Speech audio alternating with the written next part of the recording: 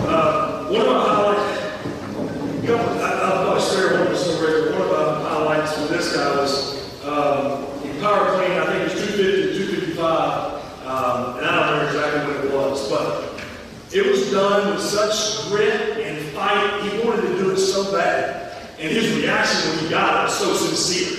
And it just, I remember like it was yesterday, it fired me up watching him get it, because he's like, yes, I got it. And he's got strong in the weight room. He's always got, he seems to never have a care in the world most of the time. I know that's not the case, but he's just always pretty steady. Guys call him Savage, Ambrose Mitchell. Yeah.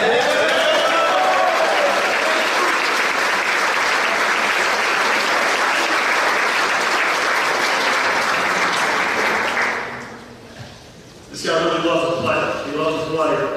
And he will run all day. He'll run all day, If it didn't right, he'll say, no, I'll get another one, I'll get another one. And then he probably goes and runs and does more and more after. He never seems to wear down. He's one of the first guys I really was able to teach the offense to along the way last spring. And, that was big for him, but it also was big in helping teach the other guys. When we got the baseball guys, the soccer guys, the track, my whole deal of him and the young guys, because he knew it very well. He was into it. He looked forward to March workout at 4 o'clock with about 12 of us. And he had 10 rushes for 50 yards. He was 1 for 1 passing with a touchdown, 33 yards. He had 55 catches for about 760. He competes his tail off. This one coach, Brandon Green.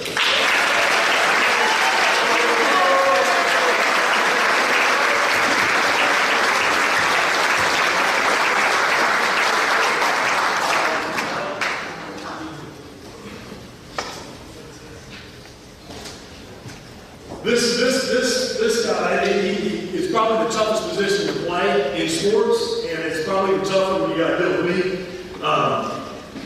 I like the way we communicated and operated. In a lot of ways, we had a little good cop, bad cop moment with Stephen and I, because I tend to get fired up and animated as y'all, no, give it to him, all this stuff and all that. And then Stephen would just walk with it down the sideline and they would pass out. And so, that ain't the only time. We weren't always fussing, but we had a good way of managing that, because I'm still learning how to coach quarterback. I'm not a player, but I'm learning how to coach it, because I still see it how I see it. And I'm learning how to teach it and then understand how the quarterback sees it. But it's a tough position to play. It's a tough position to play. There's a lot asked of it, and this guy shouldered it all in terms of all that came with it. And he made some unreal plays. And part of the way the quarterback position is, they ain't always going to be unreal. And that is, all of us have to do that at every position, but at quarterback, you really do have to do check. You got to do check over and over, because it goes really good. Like, man, that was the best throw I've ever made. And then it can go really bad fast. And so you have to keep that confidence and keep that spirit. And he did that. He was 132 of 221 for 1,800 yards and 13 touchdowns. Josh Burke.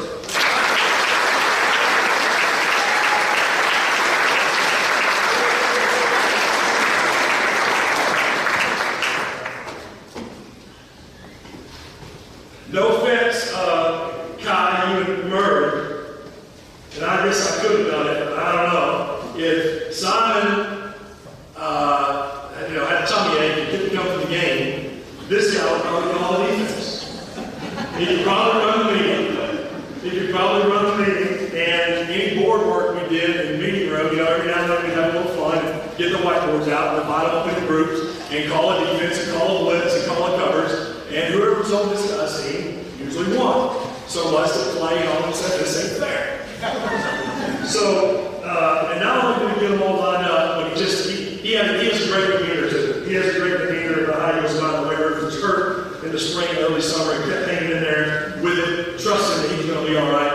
And man, he made some big, so again, don't let him shortchange his play, because he played his tail off as well. But his ability to complement that linebacker group with all the signals, and talking about a guy that wants to know all the whys You know, well, who has this if this happens? I mean, some great questions sometimes that would get us to have to go, man, okay, yeah, we better figure that out. Better come up with a rule for that. But he had a heck of a year, and I know he's slowly getting ready to play baseball. Go from Bubba.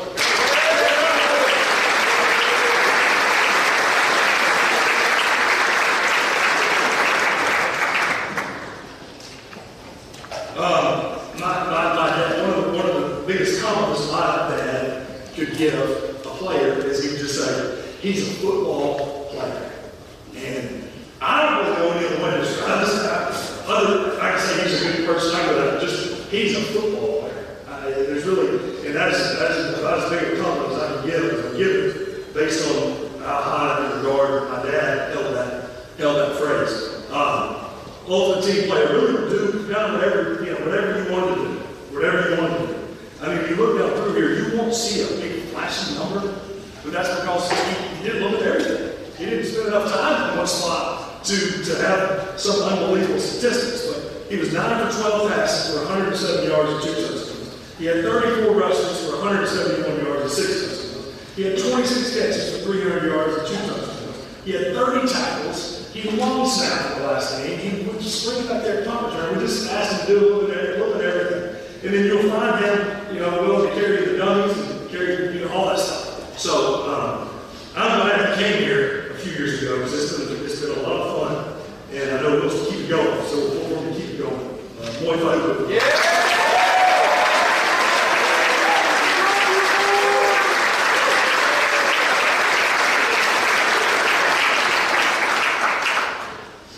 I really didn't believe this guy was going to come out this year. I thought it was just, the good old song, he likes that fun. Oh, yeah, doing all that boy room. And I'm like, this is serious. We kept on it and said, come on, seriously, you need to come out. I mean, you need to come out. We need another guy out there. You're going to catch some balls and be a part of it. It'll be good for you. And sure enough, he got closer and closer. And I said, hey, he is coming out. And I knew he was the kind of guy that once he came out, he was going to stay. He wasn't going to do that. And I'm so glad he came out. He ended up having some catches, got a couple touchdowns. He loves doing this. He has a lot of fun with it. And I know he added a different element to the locker room, to this group. We got a lot of personalities in this senior class. He added that. I haven't been with us much. That was kind of a little bit of a, it wasn't like so intense, just kind of like, come out here, I want to work hard, have a good time, and he did that. And now we can pull for him and watch him in the gym. But it was good having him out. Say word.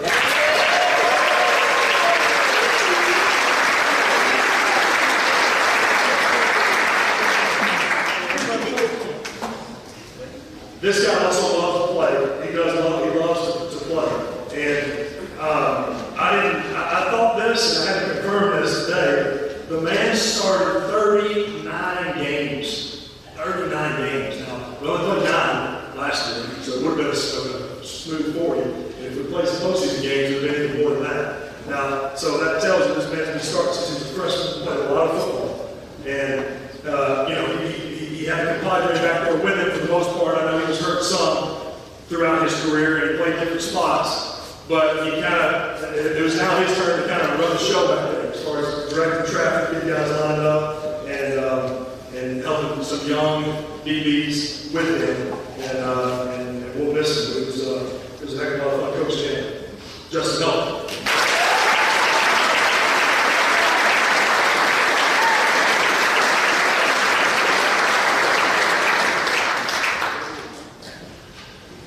This guy also started 39 games. I can't believe that I saw 39 games. That's a lot of football games. A lot of football games. They were some of the biggest hits I believe I've ever seen. I've seen some pretty bad stuff. On a high school football field, I don't know, some of these collisions, especially the one against Jackson, that guy, it was like he went past the board for a second when he hit that number 2 from Jackson when he was scrambling as he was the punter of all positions, which he did a heck of a job with. The thing about that play, he's a heck of a player. He's kind of a quiet leader, but you knew he was going to bring it every day. And I think he took kind of that next step this year in that leadership role. And he may not even know I noticed or even cared, but he was almost almost, not all the time, but most of the time he's the first one out in practice. And he used to not. I didn't say anything because I don't care as long as he's on time, he's on time. But it was just a little bit of, he had a little bit of demeanor, a little bit even more serious. Even though he didn't say much, he was a little bit more serious. And I think it showed in his play, in his tenacity how he played. And one thing I can say about play, obviously, we know I'm an offensive guy, and on the practice field, I'm usually coaching the offense. But I make sure that these guys do know that I know what's going on over there.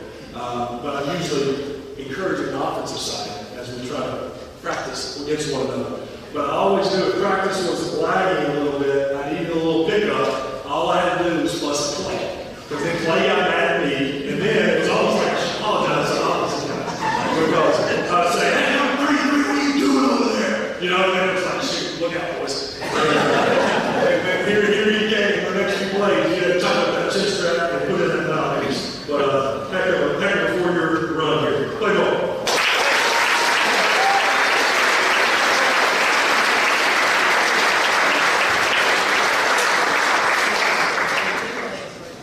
Change positions and really live the new Chevy motto day to day. And had some frustrating days, had some really good days, but just hung in there and hung with it. You know, he really, from last year, being a backup outside backer, playing a little bit, or inside backer, he really wanted to get in that first 11. He wanted to crack that first 11. And he knew this was his best route. And he worked his tail off in the weight room. And then he, you know, had some struggling moments early on. It's hard to do that. All of a sudden, your hand's in the dirt, and there's big boys over there. But he hung in there, And I tell you what, by the end of the year, he was playing dang good football. And, I mean, really good. And I had two of my former teammates, and I told them, hey, the game's on this, you know, what link or whatever. And they both, separately, said, dang, you think it's 44. And I thought that was pretty cool, because I don't think they ever said that in week 1, would they? Right? No, this guy just kept playing, he kept getting better, and it showed as the year went, and it was awesome. Great deal.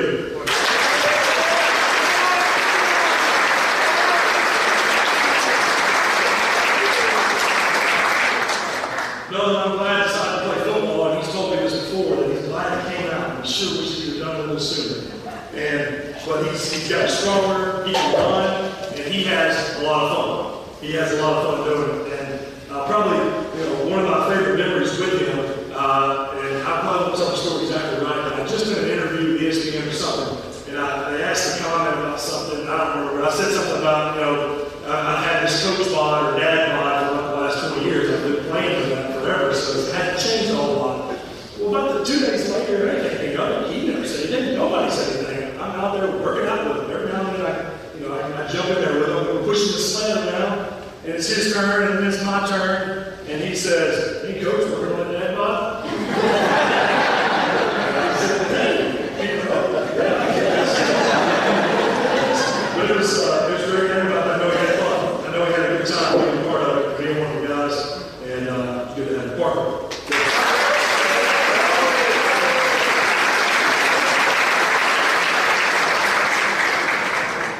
This guy definitely has attributed to a few more gray hairs than I have.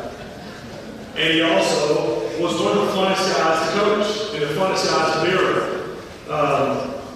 He knew the offense, similar to how I would say about Copeland and Simon, that, you know, besides, you know, Josh and I Brendan knows it well, if we were to have to miss today, the man could probably call the plays. And get it done. And he knows what everybody's responsibility is. He can run, he catches, he kicks, he covers, he tackles. He does a little bit of everything. A little bit of everything. And, you know, I could go on and on. I could go on and on statistically what he did, but it's pretty cool to see a guy run a touchdown, kick an extra point, and then go kick an onside kick. You know, it's pretty awesome. And a few times I almost thought I needed to call timeout to help him on some of these, you know, it's a 6, 8, 10 play drive, and then we really need an extra corner to do that. You know, we need to go time out before you kick this. But he also, I think, really grew in his love for football in the last 2 years, which is fun to see a guy do that. I'm not here to try to convince you to love the play, but I think the guy just really grew to love it. All that came with it. All that came with it, not just the touchdowns and the big plays, but all that came with it. That's your second.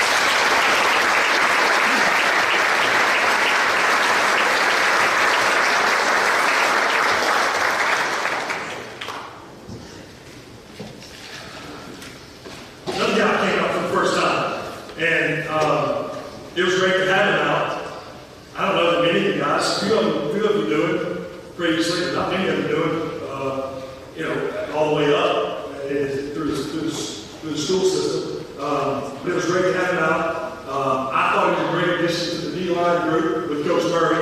I remember back to a lot of fun y'all had. Right? He had a little different personality. And the one thing about Luke is if he was going to do it, he would do it $100 an hour. He didn't quite know exactly what he was doing sometimes. Early on, he wasn't sure, but he was going to do it hard. As a coach, that's really what you have to do. We'll figure out the other stuff later, but if we're going to go hard, and he did that. And then he was as touching. When he shared the retreat, I know all of y'all won't ever forget that. Won't ever forget that. And so it was awesome. Awesome he was out there. Luke Gilbert.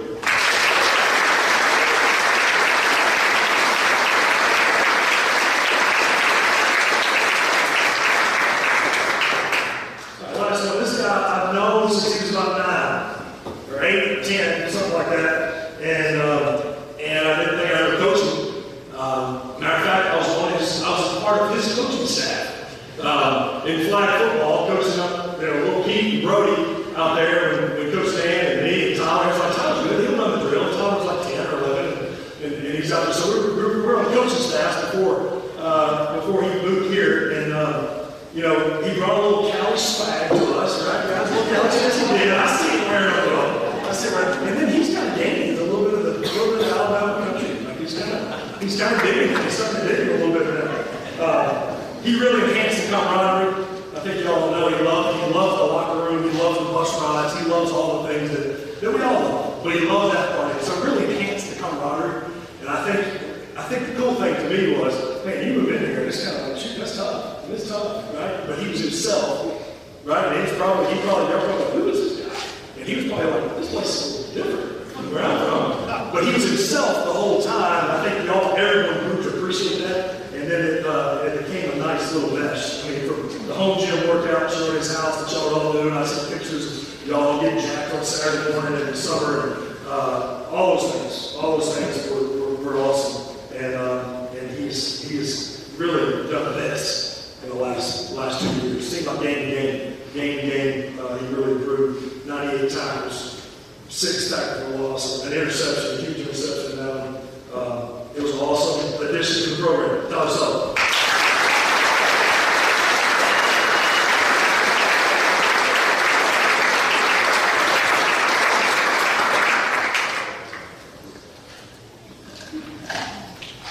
All right, we'll get to a couple of these individual awards. Coach Lopez is up first.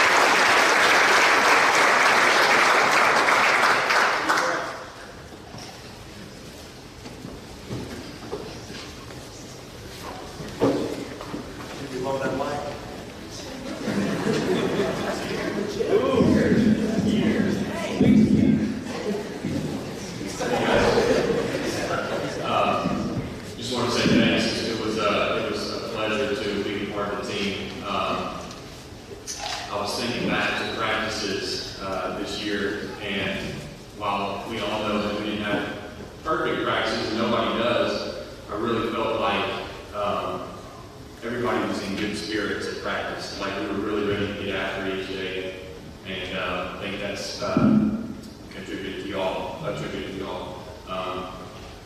Being willing to do whatever you can for your teammates, and there's no doubt that y'all set that for the team. So I enjoyed being out there. So thanks for making me feel welcome as your coach.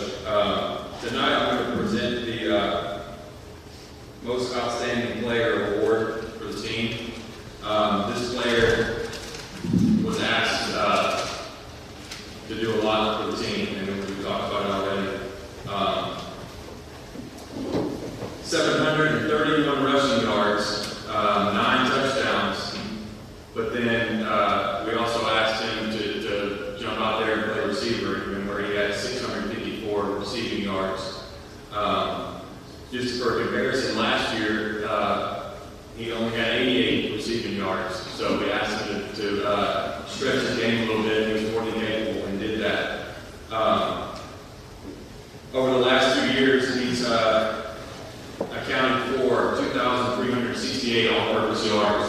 That's a lot of yards, and I think everybody knows that after each play, you know, he was hurting sometimes, but would still stick his head in there and do whatever he could to help the team get each yard. And then also, we can't forget kicking the extra point. It's funny, kicking the extra point, kicking field goals. I was telling somebody the other day, and Coach Rivers already touched on this, but it's rare that you have your kicker bent over like this, trying to get his breath back to make a kick. And that's something I've actually never seen before, but I've noticed it multiple times this year, and he did a great job making 90% of his extra points over the last 2 years. So that helped us out as well. Most Outstanding Player Award, as it says.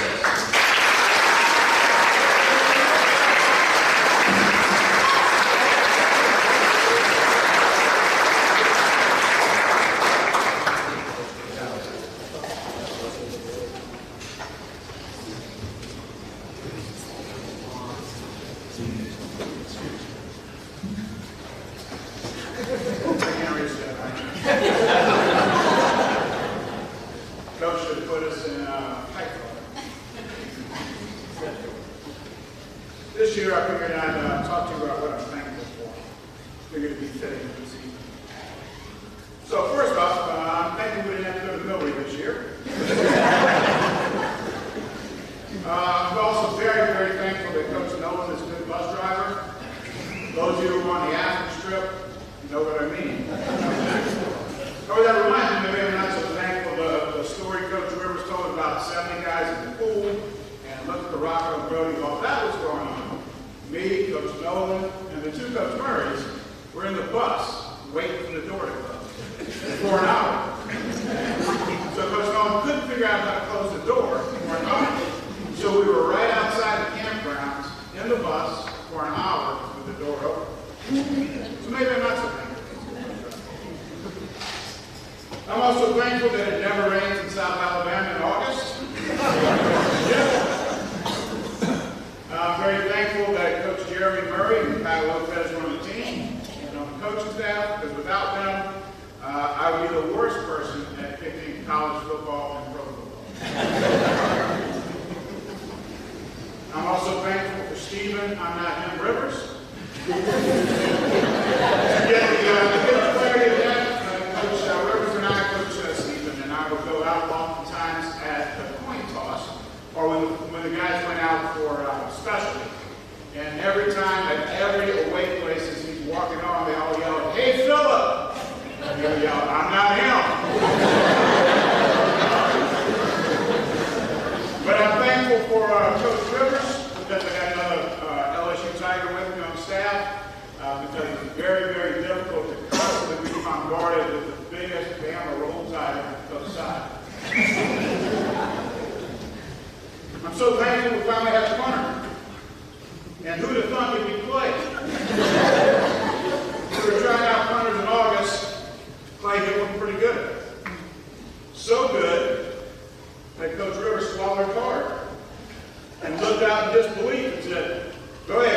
another one.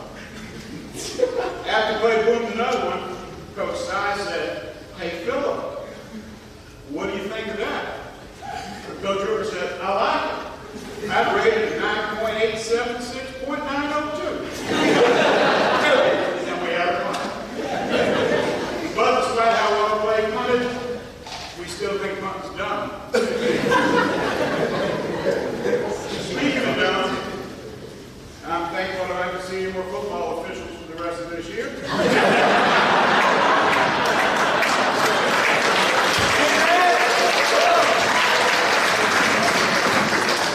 Of course, I'm most thankful for the men that I get to coach with and share time with every day. All of you players and parents should be thankful too. I've been doing this for 34 years. To put that in perspective, that's longer than 4 members of our coaching staff have been alive. And I'm telling you, throughout this region, throughout this state, there's not been a finer character as a group coaching your players, and you should be very thankful for that. Lastly, I'm thankful for the young men in the position that are fortunate enough to coach every day. More than any other position, it's a position of service to others. We do our jobs so that others can have success. We do our job without being able to see the ball most of the time as the play is happening behind us. For the most part, our success is a team success. We don't get to run the ball, we don't score touchdowns, we don't get to make great catches, throw pass, but we make it possible for others to do so. So it's truly service to others. It makes offensive line different. This year's group, I think, had a great understanding of that. And oddly enough, this year's group, in my 34 years, has been the most intelligent group of linemen that I've coached. Before you get too excited about that, okay, there's a couple reasons for that. One, Freddie's not there. And two, in the past 33 years, the bar has been set pretty low. I'm also thankful there are no seniors in that offensive line group, because that's another year that means we get to continue to work with them and improve our team and improve our program. It wasn't an easy task to decide who would receive the award for Lineman of the Year, as there are many that deserve this award. However, being the oldest guy on the staff, there's a saying that I've used frequently this year: they don't make them like they used to. And in thinking about that, it made our decision a little bit easier, because our recipient goes against that saying. He is a representative of football players of days gone by. Guys who didn't have core power and Powerade squeeze bottles. He is more like players who drank water from a galvanized bucket with a label. He looks like what you think of when you think of an offensive lineman. His personality is what you would think of when you think of an offensive lineman. And more importantly, he plays like a good offensive lineman should play. So, and I also heard that he's pretty good at doing the grit. With that, I'm very excited and grateful to give the most valuable lineman award to John Travis.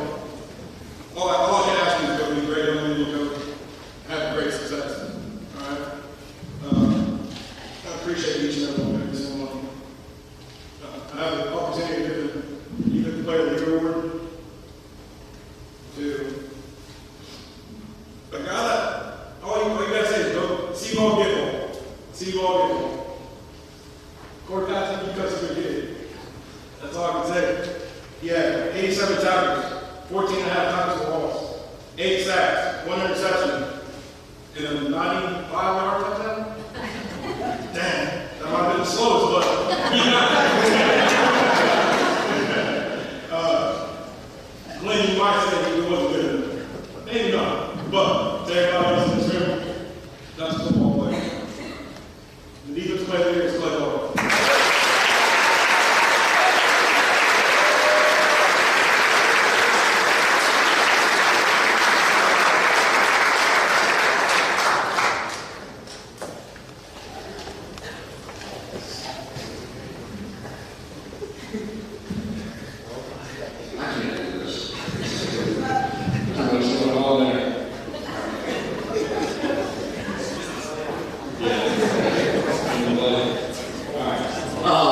Thank you, parents, for allowing us coaches to coach the kids and, all your support always.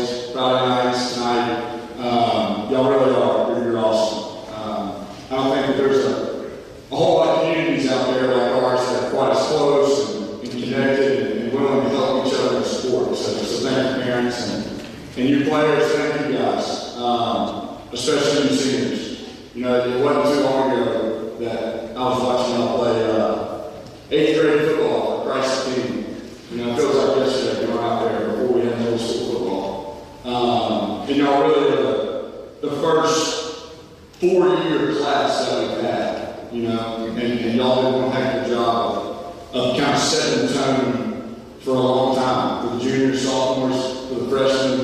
And you represented our football program in our school unbelievably. For 3rd graders out there that come on Friday night and watch. So thank you guys. So tonight I'm going to present the New Sheffield Award, and this award goes to a guy that he truly began again every day, every play, every game. He's not only one of our best football players, but he's also one of the best guys. There's no doubt about his character. He's truly loved by his teammates. He's loved by his coaches. He's an unbelievable representation of our school, and he truly is an unbelievable person. We had a tough loss to Bayside early in the year, and he shot Coach a message and he said, "Can I talk?" I was like, guys, we just lost a tough game. What's going on to talk about? And he pretty much went to Coach and said, "I don't ever want to come off the field." And at the time, he was playing a lot of offense. And so Coach and I talked, and we said, "Yeah, let's play on D. I just don't want to kill him." Well, we kind of eased him in and got him going, and he truly, every single play, began again. And he had that mentality. He lived that. Not only does he live it off the field, he lived it on the field as well. And it's been an honor, and it's been awesome knowing him. So muy fly.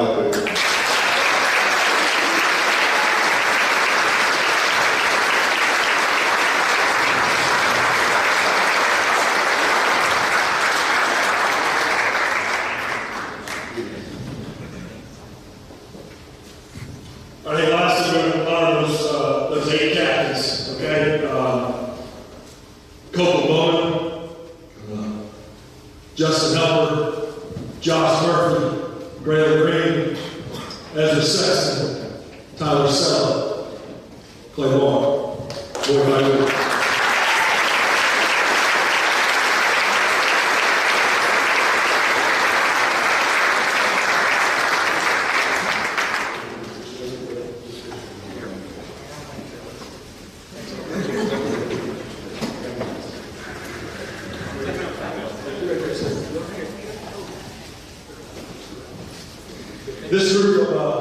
This group of captains, y'all, I want you to say that, stand for a second. This group of captains was an awesome group. It was a very unique. Now, you say, Coach, how do you know how unique it was? You've only been doing this 2 years, and so fair thought. But it was a unique deal this year.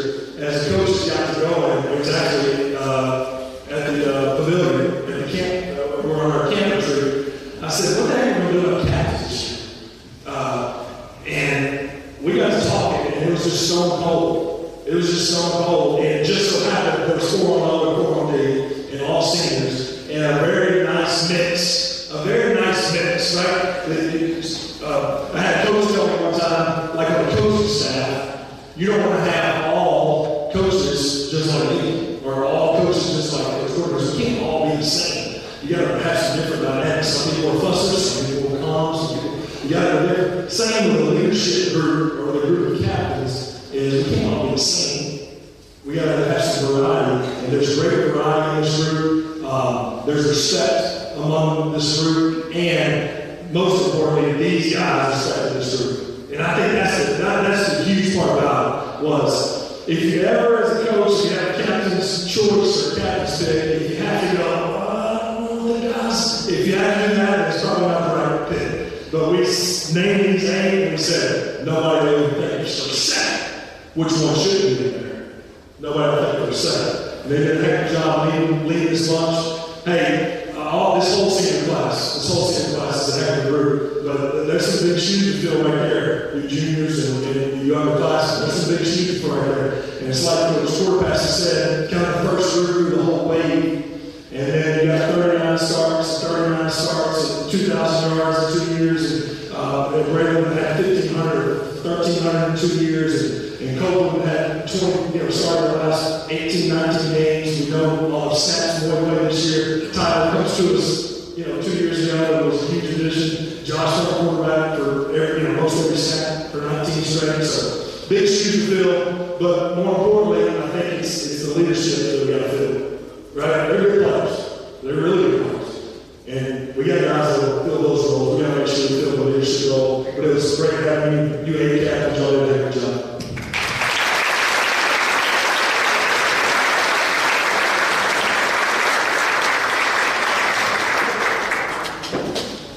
All right, we're on the home stretch. I do want to, or at least what I wrote on my notebook was looking ahead. Looking ahead to what's to come. This next year, and kind of how we're going to operate. Obviously, the weight room is going to be a big part of it. As it was last year, the weight room is going to be a big part of it. Guys are already working hard now. There's a lot of weight being squatted, power clean, bench just in the last 2 weeks. And so you usually see a little decline coming off the season, at the end of the season. Coach has been weighing every Monday, so we're trying to get some of these guys' weights to start doing this. Usually you lose a little during the season. Some of you guys didn't play a lot. We're trying to start packing weight on, good weight on. So weight room is going to be key. When we get back after Christmas, we're going to we'll probably start a little sooner than we normally do. You guys in basketball, you guys in baseball, it'll be different for you guys to get after school, sport, soccer. But we're going to maybe go 1 or 2 days a week sooner than normal and do a little football 101. I say football 101, a little bit of film work, a little bit of teaching, game situations, more situational football. Because I think we've got to continue to grow our knowledge of what are we being asked to do, what's going on out there in situations. So that, along with some of our fundamentals and techniques, we really, it's being discussed. And I know many of you probably feel this way as well. We got to get athletic PD. I mean, it's huge. We got to have it all together. They all have weightlifting. They all have PE right now, but they're not all together. And for us to really go, we need to be in there together more. The teams we play, and this is by no means an excuse at all, but we see them all together less than anybody we play. We just spend the least amount of time all together. And I'm not talking all football. I'm talking, we can do a 10-minute, watch a devotional video. We can do something about the saint of the day. We can do some of that. But when we don't get until 3:50, it's like, oh, I guess we're going to go football. And we can all do a better job as coaches and still say, no, we'll do football less. We can still do those things that we need to do more of as we talk about the whole young man. If we have all 70 together for a class period, it makes it a lot easier. And so Tyler never saw a play left away last year, not at school. Martin, they cross paths in the hallway, and they go, Martin, what'd you get? Hey, what'd you get? What'd you get? They don't get to see it. They don't get to be there together working, competing, and pushing each other. So if y'all feel strong about it as I do, emails and things like that are good. Fire away. We talk about growth versus rate growth. I know your parents have heard that at the parent meeting. These guys have heard it. But we all rate growth. They raise their hand of that. So it's our job as coaches and as parents, grandparents, aunts and uncles, brothers, sisters, to make them uncomfortable in a good way. Uncomfortable plus spirit, you can have great growth. Comfortable in spirit, and we just kind of have growth, and we just kind of, we can just kind of pedal along. We can go 5 and 5 forever. We cannot. We can not change a thing. We can go 5 and 5, and we can be middle of the pack and be almost there. But we gotta go collectively. And like Coach said, all of us put in so much to make this the place that it is now. It's a really good place, and it can keep getting better. It can keep getting better, and because we have the right guys, and we'll continue to get younger guys coming up. And if you do things right, you get sprinkled in a few of the guys that new guys, right? New teams. So, but we have to continue to push it with the right spirit and some of the other. Lastly, and I'm done with that. We all want to do better with coaching a whole young man. We do pretty good. But that's kind of the culture today, right? It's just, I'm pretty good. He's a good guy. There's a good guyism. We've heard that good guyism. Everybody just says, he's a good guy. And so you just kind of mosey along. But so we can continue to do better as coaches, as players, right? To the whole young man, spiritually, physically, continue in the classroom, and we're going to do that.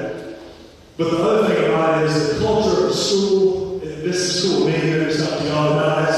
It's just kind of think about it like that. I've told them before that y'all have a lot to do. You guys right here have a lot to do with the fabric and the culture of the school. The football team, I'm saying. Because there's 70 of you here, close to 70, right there. And that makes up, like, what, a fifth of the school. It's a fifth of the school. 20% of the school, the student body, is the football team. God, that. When you think about it like that, it's like, so how much, I don't mean power and all that. I'm just saying we have a lot to say to what the fabric of the school is. We do. How we interact, how we speak to girls, how we are in mass, how we interact, all of it. We have a big impact, and it can affect the culture of the school. It would in a lot of ways determine the culture of the school. Because you guys are the guys that are going to be. And be like, and they think school. They think some of them are cool. You know what I'm saying? So we start the next year. And that's kind of the layout early on. And we got to continue to be tough. We got to continue to be tough. Me and the coaches were talking about this the other day. You don't get tougher just by practicing harder. Like, we're going to get tougher. Do it again. It just doesn't work that way. You have to actually learn.